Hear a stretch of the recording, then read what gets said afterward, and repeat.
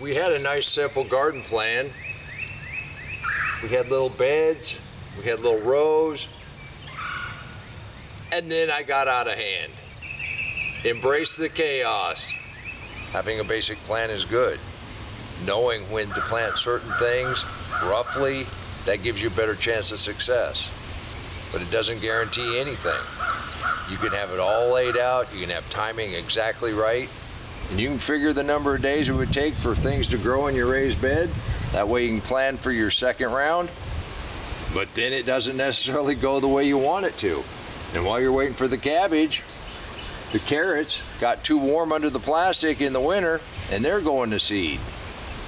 And there really is no point about getting too uptight about anything in the garden. You know, you make a simple plan, got a simple little layout,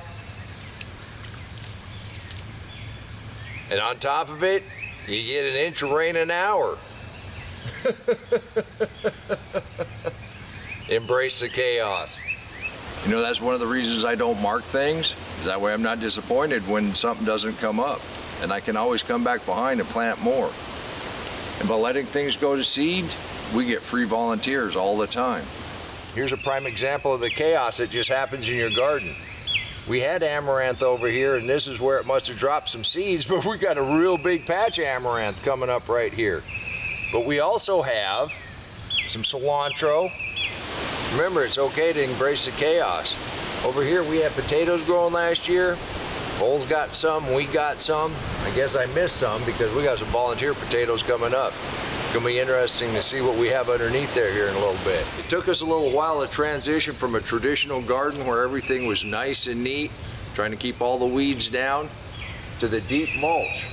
Now I've embraced the chaos, and your turnips, and your squash, and your corn, well, it'll drain out. That's the beauty of the deep mulch. This will soak in pretty quick. Most of the beds and most of the rows have already drained off. And we had a commenter say they got tired of their weeds, so they would just pull it up and plant a plant they wanted. One of the things I found out, letting the garden grow the way we were letting the garden grow, there's a lot of plants that really like being next to each other. And you really can't overcrowd. Now right in here, we had that Swiss chard, and we worked really hard over the winter. But I also planted a bunch of brassicas in amongst this because I knew it was gonna go to seed. With the weather that we've had, a bunch of this is kind of fallen over. And we're just kind of clipping it back. But we've got some nice cabbages down in here, some nice lettuce down in here. And I see we've got some squash. We had some butternuts right in here that Chubby was eating on. They've reseeded themselves. Some folks will look at this as a mess. I look at this as just thriving next year's harvest. And if you see right here, we've got a beautiful wolf spider living in this cabbage. It's gonna take care of any worms for us. So as we clear out the seeds that we wanna save, we've got the next generation growing right here. I also realized a long time ago, by planting heavy, since we're not gonna use any more chemicals, we're able to share some and still have some. The whole point about doing this is grow things that you like to eat and grow enough that you're gonna get some. All of this growing right here, why am I holding seeds? Well, I've got a hole here. These peas are gonna finish up, and I'm gonna go ahead and replant right here, so we got something coming up behind there. And we went ahead and saved a bunch of cowpeas. We're gonna go ahead and plant some of these here. They trellis nicely. And as these peas finish up, then we'll have something coming in behind there. We got another variety of cowpeas, and I think we've got a space over here we're gonna go ahead and backfill.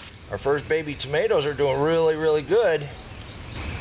Except we've got a little bit of leaf damage on a couple of these lower ones. We're just gonna go ahead and pinch those off. With as much rain as we've had, we don't need to get any disease in these. They don't need to be touching the ground. And that's the other thing with your tomatoes. As they grow and they sprawl out, you're gonna have to keep those lower leaves in mind. And the thing I like about saving our own seeds is I can plant these real heavy. They're free, and I don't know what's gonna germinate and what's not.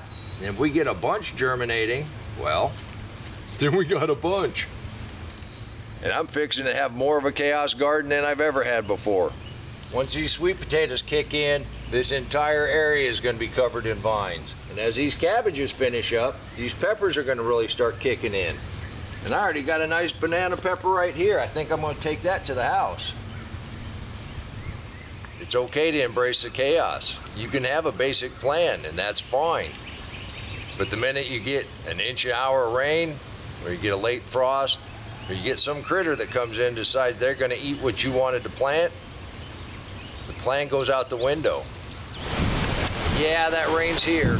I'm gonna head to the house. Until next time, remember, take care of yourself, take care of your family, and God bless you.